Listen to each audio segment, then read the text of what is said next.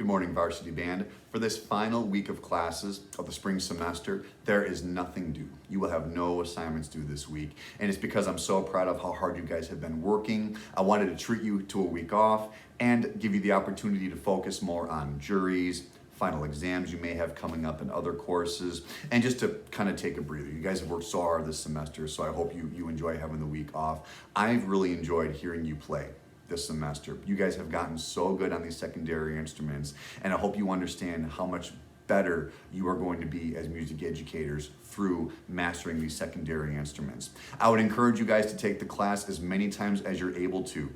Andrew Steininger and Nick Lowe do a podcast called In Good Time that many of you I'm sure are familiar with, and they invited me on the podcast. I don't think it's been released just yet, but I said this in that podcast. I want to say it to you now.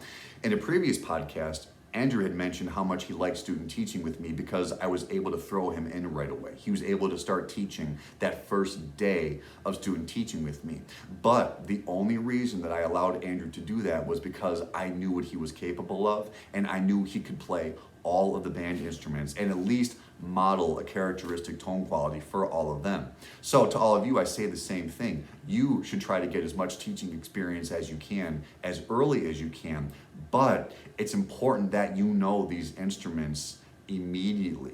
It's important to learn them in your undergrad experience so that when you are student teaching, you don't have to learn the trumpet before you teach it. The more you know in your undergrad experience, the more you can teach, because you can tell your co-op teacher, whether it's me or somebody else, hey, I already know how to play the trombone because I played it a whole semester. I know the positions, I can demonstrate a good sound. Throw me in, let's go. So the only reason I was able to do that for Andrew was because he took Varsity Band 5 times.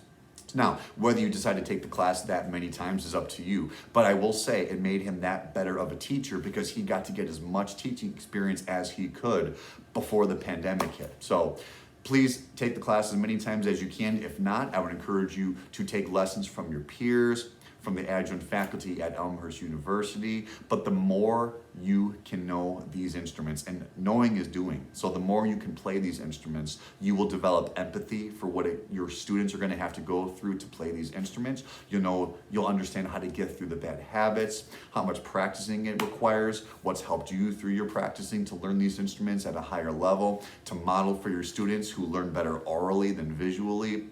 It's only going to make you a better student.